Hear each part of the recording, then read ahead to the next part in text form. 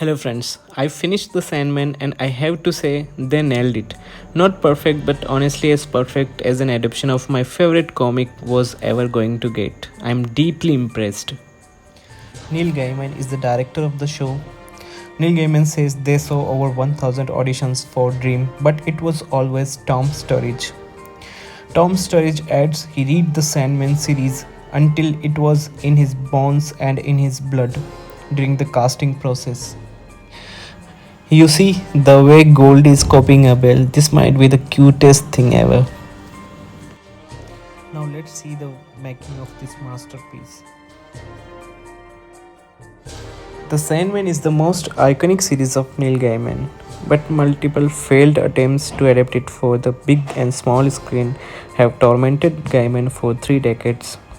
Numerous live action Sandman projects have been greenlit only to languish in development hell and eventually be cancelled.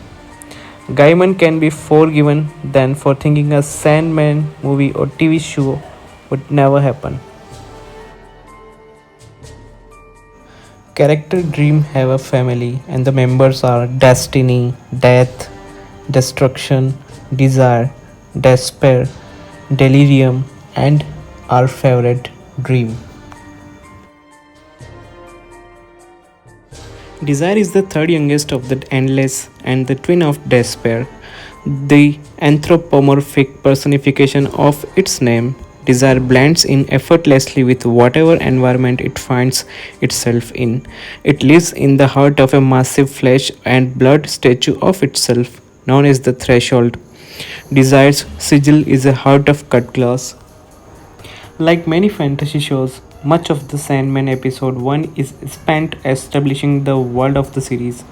After setting the stage for the show with an opening voiceover, Dream is promptly captured by Roderick Burgess by way of an ancient ritual.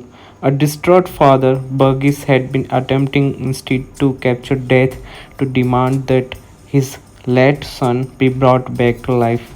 Refusing to speak, Dream spends much of the Sandman episode 1 imprisoned in a glass sphere until after 100 years he is finally able to escape back to the dreaming.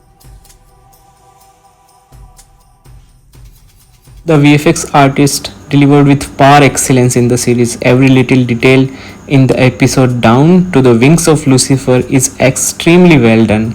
The Sandman has created a benchmark for VFX in the TV series, and here is a behind the scene look at how hell was brought to life in the show.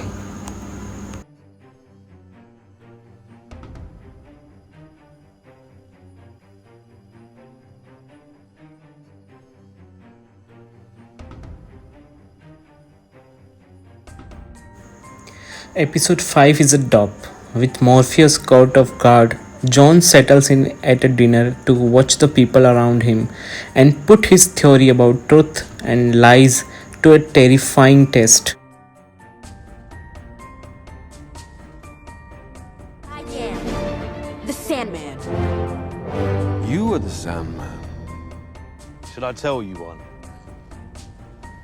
It's a secret story. It's a story about two brothers who loved each other. Feeling a bit rudderless, Morpheus shadows his hard-working big sister, who offers him advice and encourages him to reconnect with an old acquaintance. Episode 6 of The Sandman is the best one. A lot of that due to the excellent casting of Kirby Howell Baptist as Death. Genuinely became emotional at how she captures the warmth and sympathy of the character. Overall, a perfectly melancholic and meditative episode. Episode 11 was written by Caroline Smith McMullen from the mind of Neil Gaiman, a two-part bonus episode of The Sandman featuring the stories A Dream of a Thousand Cats and Calliope is now streaming only on Netflix.